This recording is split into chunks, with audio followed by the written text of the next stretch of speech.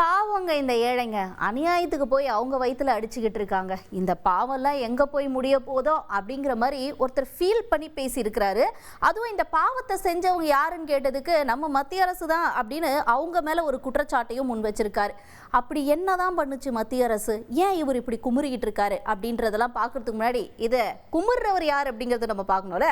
அமைச்சர் ஐ பெரியசாமி அவர்கள் தான். அதாவது நிலக்கோட்டையில் நலத்திட்ட உதவிகள்லாம் வழங்கிட்டு அப்பாடா இன்னைக்கு ஏதோ உதவி செஞ்சிட்டோம் அப்படிங்கிற ஒரு நல்ல ஒரு எண்ணத்தோடு வந்துக்கிட்டு இருந்தவர்கிட்ட, ஐயா அப்படிலாம் நாங்கள் உங்களை போவிட மாட்டோம், கொஞ்சம் நில்லுங்க அப்படின்னு நம்ம செய்தியாளர்கள்லாம் நிப்பாட்டிட்டாங்க. அவங்க என்ன கேட்டாங்க இவர்கிட்ட அப்படின்னு பார்த்தோன்னா, அதாவது மகாத்மா காந்தி ஊரக வேலை வாய்ப்பு பேரை மாற்றிட்டாங்களே, இதை பற்றி நீங்கள் என்ன நினைக்கிறீங்க அப்படின்னு கேட்டதுக்கு, கொடுமையிலையும் கொடுமை, இதுதாங்க உச்சக்கட்டம். இந்த மாதிரிலாம் கொடுமை யாருன்னா பண்ணுவாங்களா? அது வந்து வாயிலே நுழைய மாட்டேங்குது அந்த பேர். இந்த மாதிரி பேரை மாற்றி ஏழைகளோட வயிற்றுல அடிச்சுக்கிட்டு இருக்கு இந்த மத்திய அரசு. இதெல்லாம் எங்கனத்தை போய் சொல்கிறது அப்படின்னு நலத்திட்ட உதவிகளை செஞ்சுட்டு வந்தவருக்கு இவங்க திரும்பிய கடுப்பேற்றி விட்டாங்க அப்படின்னு தான் சொல்லணும். சரி, அவர் என்ன பேசியிருக்காருன்றதை பார்க்கலாம். 100 நாள் வேலைக்கு பணத்தை கொடுக்காம 4000 கோடியை நிறுத்தி வச்சுருந்தாங்க.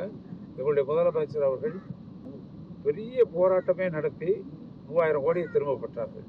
இது எல்லாமே வரலாறு, நிறைய சொல்லலாம். இப்போ சொல்கிறது 100 நாள் வேலையை பொறுத்தளவில் பிஜேபி அதை வந்து மகாத்மா காந்தி பேரை எடுத்து விட்டார்கள்.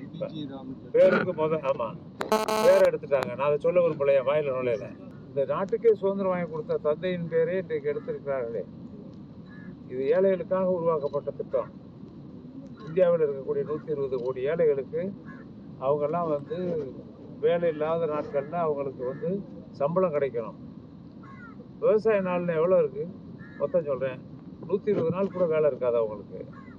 120 நாள் போக எப்போ, ஆமாம் 240 நாள் வேலை இல்லை. நான் இப்போ அந்த அமைச்சராக ஒரு 3 வருஷம் நான் பார்த்துக்கிட்டு இருக்கேன்ல, 200 நாள் வேலை எங்கே போவாங்க?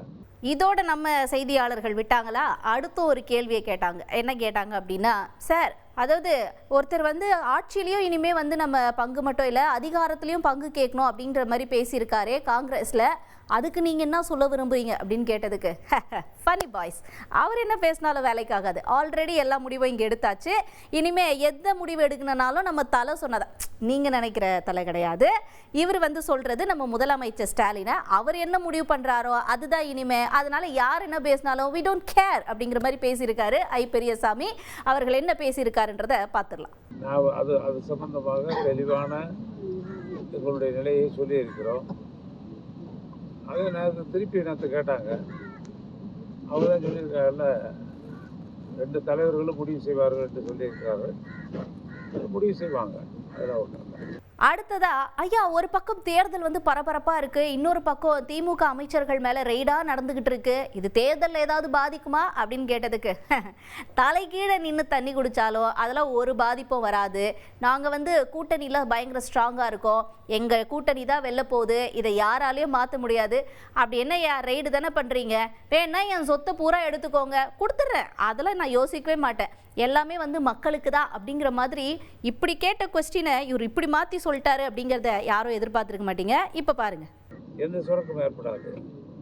நாங்கள் வந்து அரசியல் ரீதியாக கிட்டத்தட்ட ஒரு 20 முறை 30 முறை சிறைச்சாலைக்கு சென்று தான் நாங்கள் வந்து பதவிக்கெல்லாம் வந்திருக்கோம். ஒன்றிய செயலாளராக, எம்எல்ஏவா, மந்திரியாக வந்திருக்கோம்.